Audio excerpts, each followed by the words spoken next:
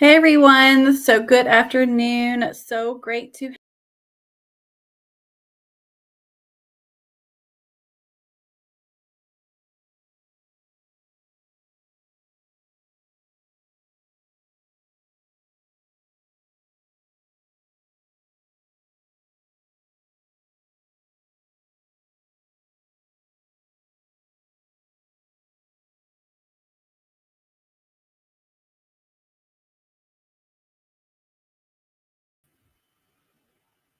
Hey everyone, so welcome back to our chat to reigning in the church. It's super important to us that we talk about the hard things, the challenging things, things that we are trying to overcome while we're in the church, while we are walking through hardships, possibly, and things that are getting in the way of our peace and our joy. And of course, one of those topics that we thought would be super important is marriage, right? Marriage. I would not have known this before, but 16 years in so far, I've noticed that marriage is something that God uses to make us mature. God will use marriage, He will use that relationship, the hardships, the challenges to make you who you're called to be if we allow it, right? It is our choice. It's not something that God will make happen for us. We could be in a hardship marriage and we could become a victim and stay a victim, right? Obviously, if you're abused, you are the victim. So let's not get that confused. But if you're in a challenging moment of your marriage and it's not physical abuse, emotional, verbal, ongoingly, without help, without accountability to get help, then you are responsible to still show up the way Christ is asking us to, right? In the Bible, I love to tell people all the time because I've had a hardship marriage and my husband will share the same. We've had more tough days than we've had good, which, yes, that's not so fun, but we are actually having more good days in this year than we have bad. So we are getting there. We're learning the ways that we are to be as spouses. We're learning the ways that we are to be as Christ followers in a marriage, and we're moving forward. So I am excited about that. But I do say, just because something's hard, just because someone's mean to you, does not give you a right to respond or react in a negative way. And that's something I think that's super key in marriage is that you can choose, regardless of what your spouse is doing or not doing, to be nice, to be kind, to let the fruit of the Spirit manifest, and to keep moving forward in what God's called you to do. Okay.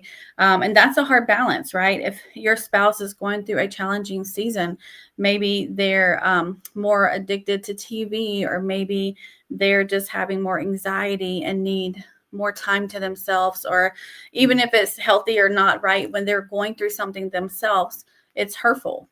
It's a place where we feel that our needs are not met, right? And of course, it can be the husband or the wife. So whichever way it goes, if that spouse is struggling, you are still accountable to show up, though, with love, with kindness, and even setting boundaries.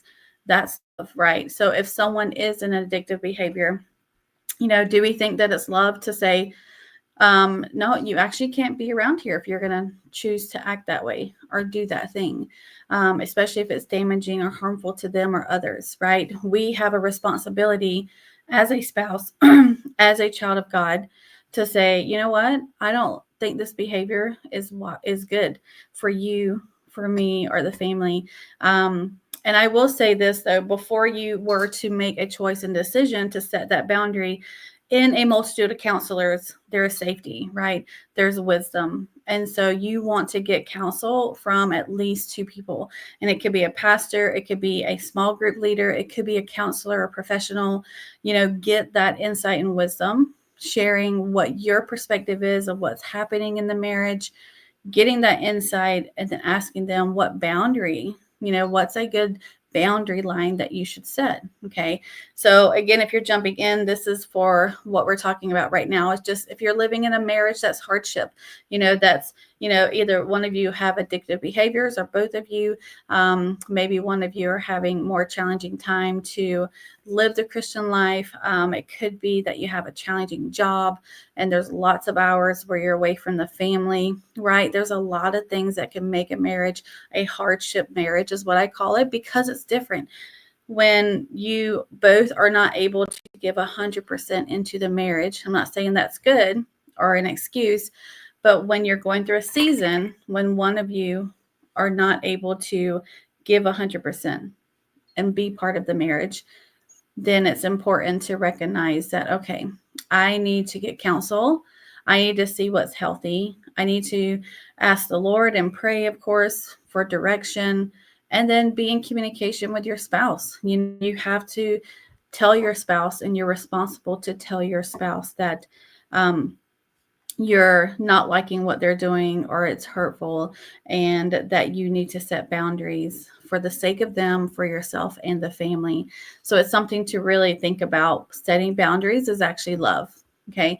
So when you're setting boundaries with people, when you're caring for someone, whether that's a spouse, your child, right, a friend, setting a boundary with them when they have damaging behaviors is actually love, and it's kindness, and it's something that God is asking us to do. So that's one point that we'd like to talk about, is the hardship in marriage. Another thing I wanted to bring up is, let me pull up my notes real quick, is, actually, let's just talk about pain. I actually have this document I might try to pull up for us, but pain is something that will show up in marriage, right? And it's normal. It's okay.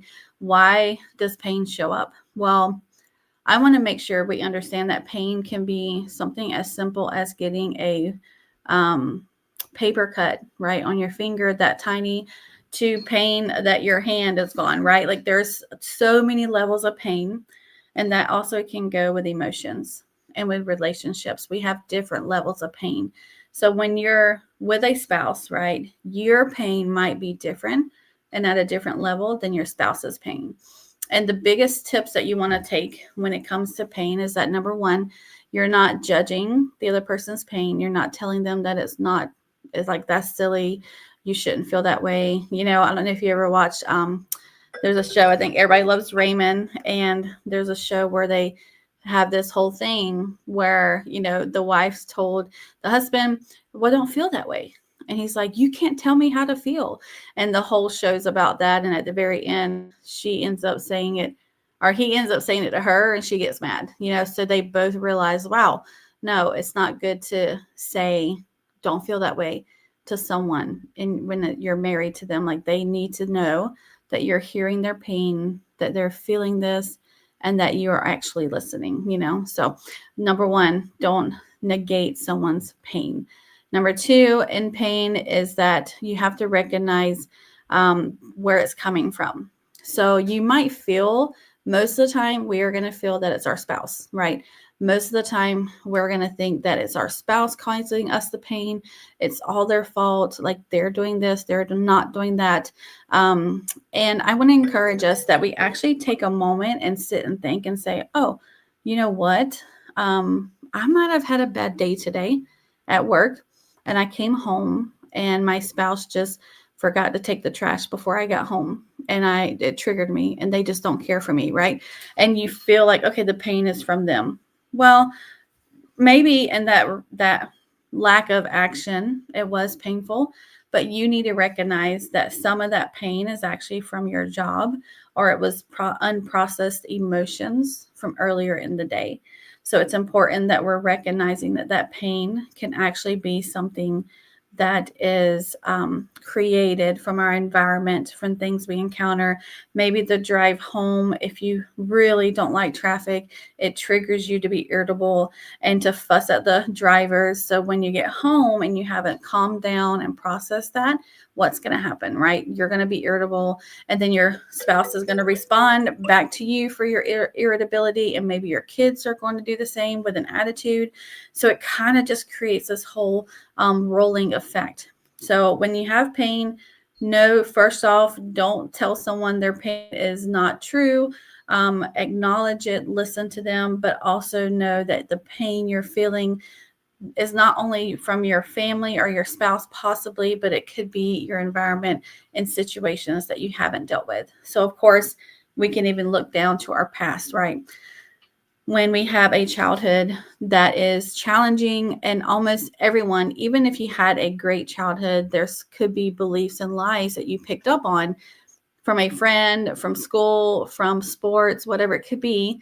If it's a lie, something that isn't bringing identity and bringing you closer to the Lord, then, that can also carry with you and help you to keep going forward into that pain, and then taking it to your family, taking it to your kids, and bringing it to them because you're in pain, that you're actually bringing it back to them. But it's really a belief and a mindset that you've had from the past. Okay.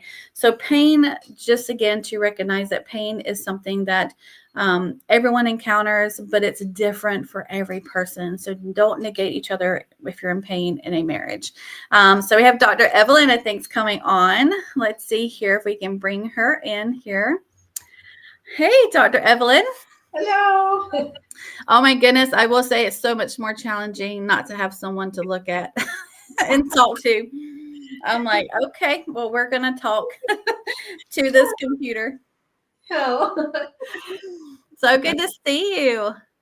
Good to see you. I Yeah, apologize for the delay. that's okay. Just to fill you into, I kind of just, I wanted to, as you guys have heard too, we talked about emotion or pain. Sorry, we talked about, if you're having pain, how do you handle it in the marriage, like not negating each other's pain, and how do you steward that, and where could pain come from. So we were just talking about past pain affecting marriages. So I know you're prepping too for one of your marriage events, which is awesome, an event that you're going to be speaking at. So if you wanted to jump in, on any topic, just to share with the audience, how can marriage help us to mature as the church? And then, what are some of the things that you feel might be important to know about? So I love that you were talking about pain because there's a lot of pain in marriage. So one of the things I always tell parents or marriages is this: you part of respecting your spouse is acknowledging their pain. Mm, However, pain, we got to work through it because we can't just sit there and say, well, I'm in pain and I'm in pain and I'm in pain. You mm, really have to work through it, or else it will really affect your marriage. One of the things I tell moms is this, and this is one of my friends once told me. She said, allow the father to parent your children, the good, the bad, and the ugly, she said. mm, Just and don't get in between. And I have seen the damages that moms do when they get in between, so that to protect their child. mm. Now, this doesn't apply to every situation because there are some situations of abuse where you do have to protect them. Um, and also for fathers, you cannot parent your children through your own pain. Wow. Heal. You can't just react to them and bully them and control them, manipulate them, because that's coming Mm, from pain. So wow. mothers have to be careful not to protect. And this doesn't go for every case, but for most cases, I have seen very weak males when moms get in the way of the dad's kind of building their character. And I can Wow. understand men are sometimes tougher with their boys. And I have talked to so many men, and they're like, yes, my dad was tougher on me as a boy than on my sister. Or, yes, I am tougher on my boy because he has to be a man. Mm, And that's where moms come in and try to protect. In some cases, it's needed because right. the dad is just too rough and too tough. In other cases, it's not. And I think in Mm, the marriage, kind of wisdom, knowing when to step in, when to not step in. And for fathers, though, I have to emphasize this: do not parent your children through your own hurt and pain. If right. you yelling at them, belittling them because that's how you feel, or you're reacting, then then the mom definitely has to step in. Right. Oh my goodness. But it's such a hard thing to balance. And I will say I totally agree with this. And but let me a funny story is most women just don't know, right? Like, and I won't say most, sorry, but I feel that women do not know sometimes what's that line, okay, so I should respect him, I shouldn't right now, or how do I respect and set boundaries, I remember when I got married, seriously, it was such a shocker. I got married and Adam said one day to me, "You need to respect me." And I literally had a blank slate. Like, what does respect have to do with anything right now? And you, like, I don't even know, what does respect a man, like, I could not comprehend or even put the dots together. I remember being so blank in my brain. And obviously it's because I wasn't around any good marriage, and any men, unfortunately, that was around was abusive physically, sexually, emotionally. So there was a lot of things there. So I'd like, respect, no way, and so, but now as I've learned, I still though have that challenge of, well, okay, so I'm respecting you, but then you choose to do this behavior and I don't think it's what God wants. So how do I, not, how do I respect you but also say, I don't think that's a good thing? And I'm still struggling with that with our kids. Our kids are, still 7 and 8. So And it is difficult. It is very, very difficult. And I think that that's where communication comes into place. And I tell mm-hmm. husbands this: you have to create, and also wives, but mostly husbands. I say you have to create a safe space for your wife to be able to tell Mm-hmm. you, "Hey, I don't agree with this," without you getting upset, angry, reacting to them. Same with women. Mm-hmm. You got to create that safe space where men will be able to come and say, "This is how I feel when you do this." And Right. that's where communication comes into place. A lot of couples say, "Oh, we're great with communication." And just talking to each other does not mean you're great with communication. It's Mm-hmm. having hard conversations where Right. I felt disrespected because you said this, or and again, the other, which is so difficult in families, is when the husband reacts to the children and the wife contradicts him in front of the children. That's a big no-no. And it's the hardest thing for wives, Mm-hmm. because, or Yeah. for husbands even. Yeah. So it's that arguing, or that, and then that's disrespect. Mm-hmm. Husband says something and the wife contradicts them in front of the children. Remember, you have to have a united front. And that's sometimes it's having that conversation, because it's like, okay, so when you do this, this is what bothers me, and this is why I feel disrespected. Right. And Yep. I'm listening, Natasha. It's so Mm-hmm. important to listen to, because it's not about being right. And in marriage, it's not about being right. You can be right, but you're going to lose the relationship. and Right. and women have to be very careful with that disrespect. I always say, never disrespect your husband in public. Always praise Mm-hmm. in public and correct in private, Right. for the kids, but also for a husband too. Mm-hmm. Don't contradict them in public. Don't contradict them in front of the kids, because you are taking away some of their authority when you do that. Right. Well, okay. So I agree with you. And I'm thinking, okay, but why do we struggle so much then? Like, okay, we know that the Bible says to respect our husband. So why is it so hard? Right. And I'm thinking, I think it's pain. I think it's women get pain, right, in the marriage, and they feel it's from the spouse. And sometimes it is, right. And sometimes it's just our junk, or not bad junk, but our stuff we haven't processed, right. Or it's hormonal, or we're snappy, we're disrespectful with our words, like we've never been taught how to speak, whatever it is, right? Because that's been my biggest challenges, and especially because I love this kind of stuff, so I love studying and knowing and understanding. So when my spouse does something to my kids, and I'm like, oh my gosh, they're gonna be 40-year-old men and they're gonna be damaged from this moment. I need to stop. And it's not even that it's such awful stuff, just Yep. like, wait, you said that like a little bit wrong. So let's say it this way. And I will say I have interrupted many, many, many times. So that is actually something we have been working on. And I'm still trying to say, okay, I need to trust God, you know? So number one, why is it hard to respect the man? I think women, you know, pain, right? If you have unchecked pain, if you feel unheard by your husband, if you have something there, that's going to make it challenging. And so the biggest thing with that, in my opinion, is you need to tell them, right? And it could be a letter, it could be an email. Like if you can't, if you're in such a hard relationship where it's a challenging season, that's what I was talking about earlier too, hardship marriages, right? If someone's addicted, like there's certain things that sometimes you just can't do normal marriage steps. It's just not there. And so, you know, find that pathway and that opportunity where you can be heard. And sometimes that is a professional. Sometimes that's just a friend.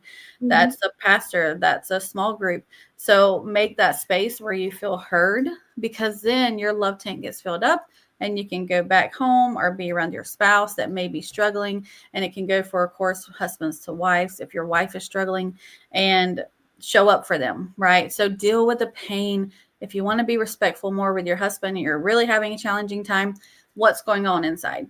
Because I know when I'm at peace and I know God loves me and I forgive everybody around me, I can actually be a nice person and I want to respect. Mhm. Yeah.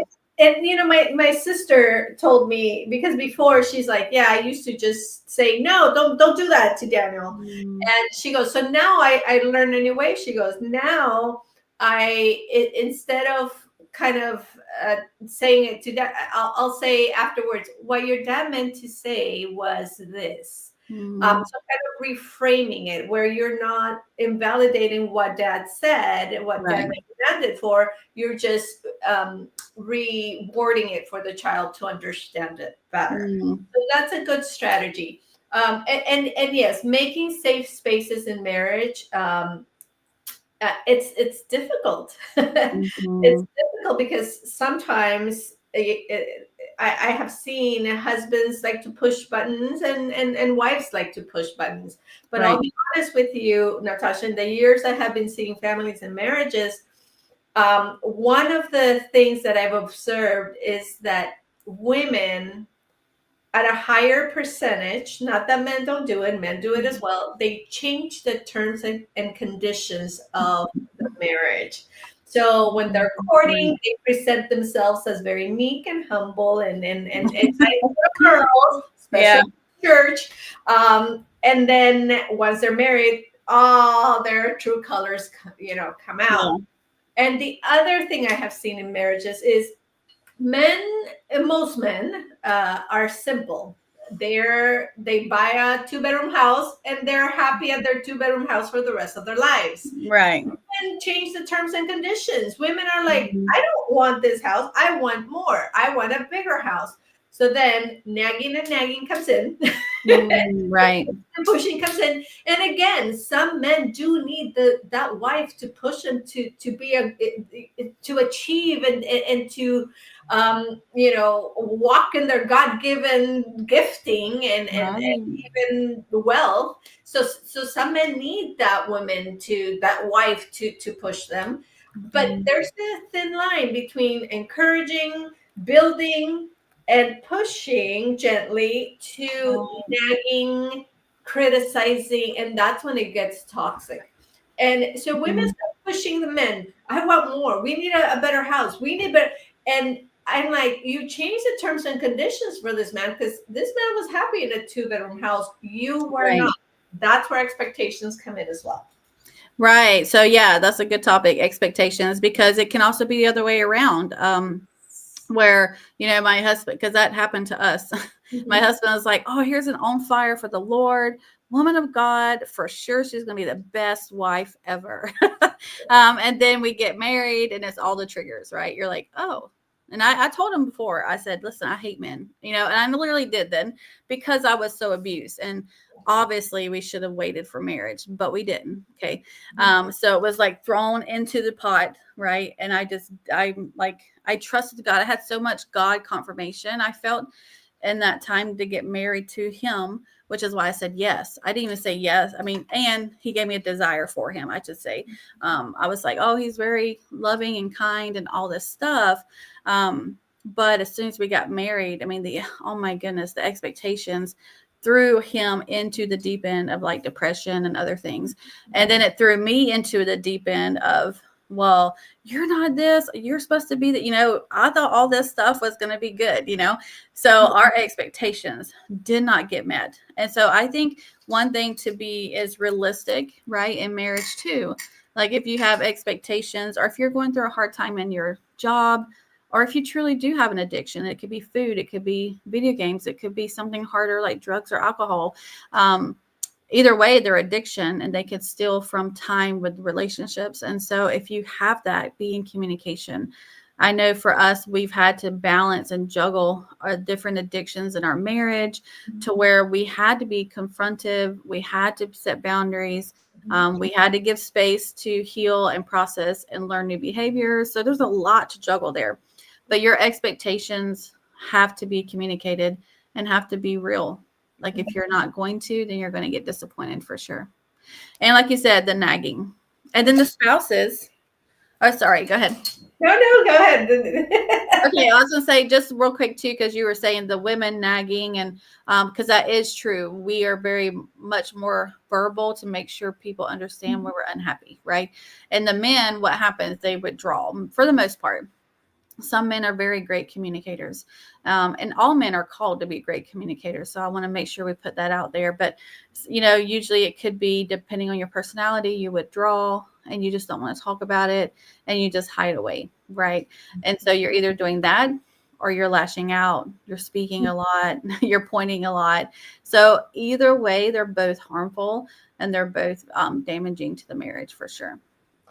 Yes, and I have seen. I have a couple of friends who are very strong women, and I love it when they say, "I'm very strong, but I also know when to not be strong and let my Mm-hmm. husband lead." And one of my friends was sharing with me, and she's like, sometimes my husband's vision and faith is so much bigger than mine, and his ideas are so crazy, and it's so hard for me to sit there and submit to his vision and idea.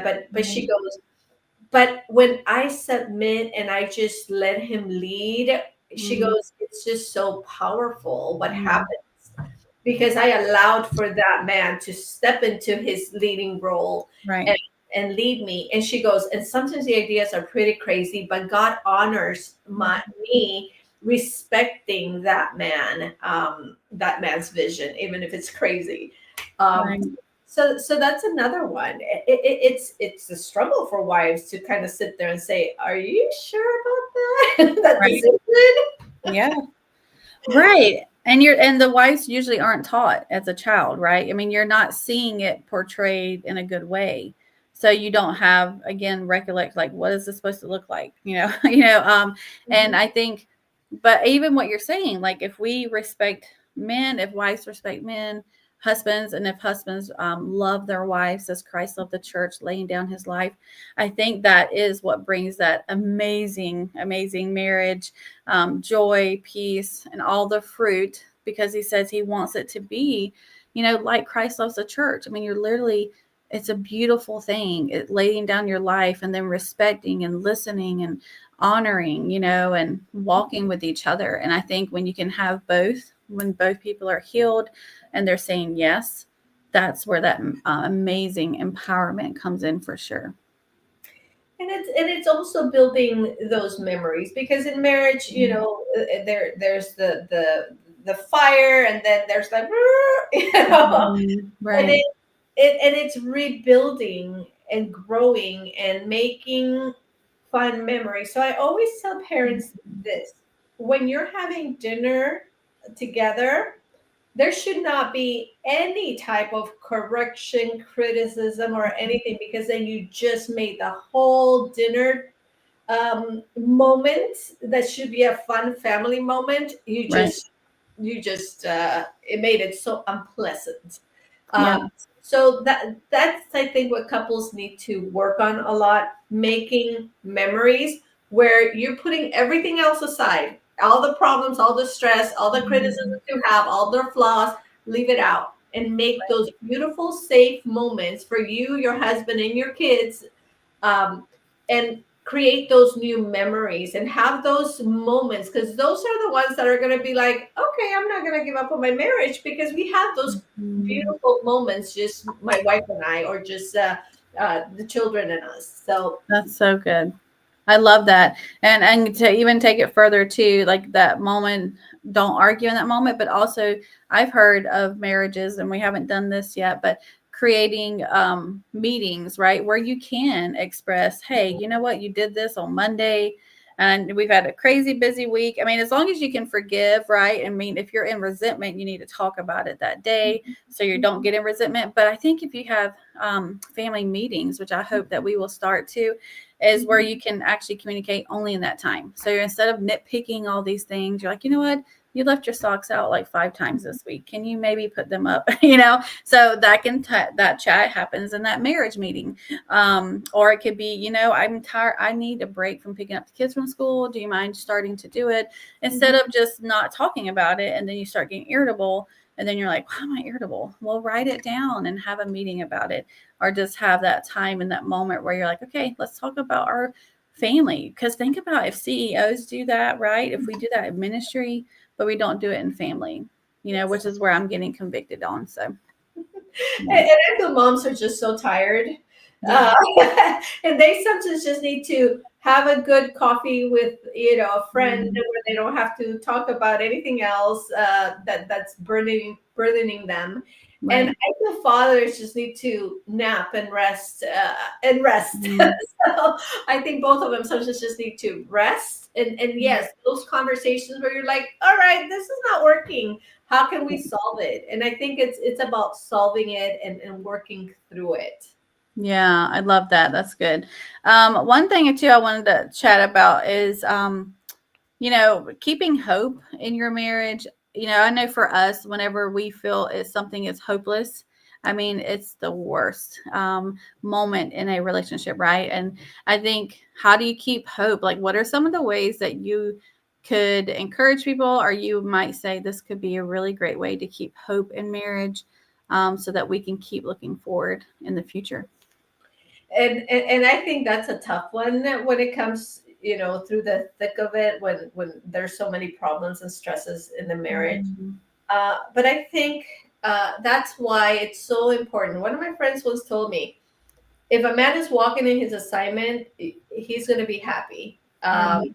And I think it's doing that. A lot of times, men are like, "Fine, let's do what you say," because it's more comfortable. Mhm. They don't want to, and they'll just go along. And sometimes women just will, okay, fine, I'm not enjoying this, but fine, I'll go along with it just because you like it. And I think Mhm. that we need to give that. Eh, you always have to keep your own personal, what you enjoy, Mhm. what brings you joy, I feel. And Mhm. so hoping, working towards that, giving, Mhm. for example, your husband should be like, okay, what will whatever Natasha wherever Natasha wants to go vacation this year, Mhm. what's enjoyable for her. And also you have to compromise, say, okay, but what does Adam want this year? Okay, what, Right. because that will bring Mm. less tension, and that will bring hope that you can be happy with the Mhm. person you have. The leaving the person and going somewhere else, it's just gonna you're gonna have the same problems again. So Right. and I think it's that knowing that the person you have is the one you chose, and you can make life enjoyable again, because I think that's what, when you're having a lot of problems in marriage, nothing Mhm. you're not enjoying the person. Sometimes, I mean, marriages have gotten to a point where they just can't stand each other. um, Right. and I have seen a lot of, of those. And Yes. so it's building that connection again, and Mhm. restoring. And again, both both husband and wife they have to work at it. Yeah. When one is the only one investing and working on it and trying, it doesn't I have not seen it work. uh, Right. But when both are working at it, wow, that's when I have seen a lot of progress. So I think keeping the hope means I can make my marriage enjoyable again. I can make my marriage, I can restore that. And then with God too, there was a study where they were like, why are Christians so hopeful and so joyful? And and it has a lot to do with faith, knowing that God will do something, and also with prayer, because prayer changes us. And I think that, and it brings you hope, that Right. will change. Yeah. No, that's so good. So definitely God in the picture, right? Because I think even for me, over the 16 years and like I said, when we got married, it was definitely uh downhill and instantly because we had so many unresolved baggage. Um but the hope that's kept me going, and when my husband has that hope too, is because like you said, I have a mission and a purpose. And part of that is a healthy marriage, and it is a generational lineage of healthy marriages, staying married. And then there's that hope of God's scripture, his verses. Like when I'm in prayer, what did he say back in 2009 when I felt this? And keep reminding yourself and keep saying to yourself, like, this is a mission. Like, your marriage isn't just a whole feel good, let's go to the water park every day kind of thing, right? It's a no, we're building each other up to be more like Christ, to Mhm. do our assignments, to do what we're called to do on the earth, because we need a companion. We need people in our lives. And if we're chosen to be married, then we're going to have that person to help us do that. And I think for me, that hope is God put us together. If I believe God put us together, I stand on that. And then the hope is he's had me in ministry almost the entire time too, because he's like, you're not going to get self focused. You're not going to stay a victim. Like, you can be a victim, be sad, get through the emotion, but then go serve. He's like, and I think that's God's heart. He's like, there's a hurting world. Your marriage might be challenging at certain times and it's painful. And I'm not saying, again, we don't excuse abuse at all, Mhm. but when it's other things that are just annoying, and sometimes it is abuse and you have to separate, and that's painful, but serve other people, guys. I think Mhm. that's the biggest tool, to keep hope, to keep joy, to say, wow, I have a bed I can sleep in, let me go serve the homeless. And you'll be reminded, even if it's a bed without your spouse because you're separated, right? That's painful, but you have a bed and you can just be grateful in that one little thing. Mhm. So anyway, so yeah, God in the center, keep God in it. I love that you said that too. Is prayer. Like, prayer brings that hope. It await, like, Christians are set apart because we have more joy and peace because we do pray. We believe in God. We ask God to be involved in our situation. So I love that. That's awesome. And there's no like, also hope, keep the hope that your spouse will get to where they need to get, and they will be transformed, and they keep that hope, because once you let go of the hope that God will break through your spouse, then there's a lot of bitterness, sadness, depression, and you stop even trying. So keep the Mhm. hope, knowing that your spouse will be transformed, and God will do something in that spouse, no matter how hopeless the situation feels. Keep holding on. Yeah. Don't let go. Keep fighting at it. Keep believing God for his promises over your marriage and over your spouse. Yes, 100%. And we'll close out with this topic too. So, like, that is exactly what the Lord's had made me do, and Mhm. made me as in, no, Natasha, if you want to follow me, you lay down your life, right? If you want to follow me, yes, it's painful. Let's deal with the pain. Let me comfort you. Here's a friend, like, whatever. But then I take communion and I have to forgive every night that I go through hardships in my marriage. And then it's like, oh, now I can go. I want to be nice to him again. Darn it. Like, sometimes, darn it, you're like, I wanted to be mean, but God doesn't let you, right? So taking communion, I will share every night, especially in those hard seasons, keeps your heart pure so you can keep believing in your spouse, so you can keep believing in your wife or your husband, whoever it is that is struggling in their behavior. If you don't keep your heart pure, if you're not staying humble, when God changes them, right? What's going to happen? You're going to be like, too bad, so sad. You're a butthead. And they're like, wait a minute, but I just had this revelation and I'm being set free, but your heart isn't ready for their change. So, yes, I agree, Dr. Evelyn. Super important to keep your heart pure, believing in your spouse. And the only way to do that is to stay under the blood of Jesus, forgiving and trusting God in it. Yeah. Exactly. Yes. Well, any last statements or anything you'd like to share? Just for both. If husbands, if you don't hug your wife often or bring her flowers, even one flower, just do that for them. Serve them that way. Love them that way. And for wives, if you know there's a certain dinner or ice cream, pistachio ice cream that your husband likes, buy it for him. And giving those little gifts. It will make a world of difference. So I challenge all the wives and the husbands, go do what you don't do often for your wife that your wife enjoys, and also for your husband. Yes, I love that. I love that. Great, great tip. Well, thank you again for joining. I'm sorry, guys, it's a little bit shorter, but we just wanted to come on here for a few minutes, 45, to give you some insight, to give you some thoughts. Again, we don't know everything. We're not trying to. We'd love to hear some things that's worked for you. And we just have a heart and passion for all of us to reign on earth as it is in heaven, the way that God's asked us to. So thanks for joining in. And thank you again, Dr. Evelyn, for being here. Thank you. Thank you for inviting me. Of course, of course. All right, everyone, you have a great day. And until next time, remember to reign on earth as it is in heaven.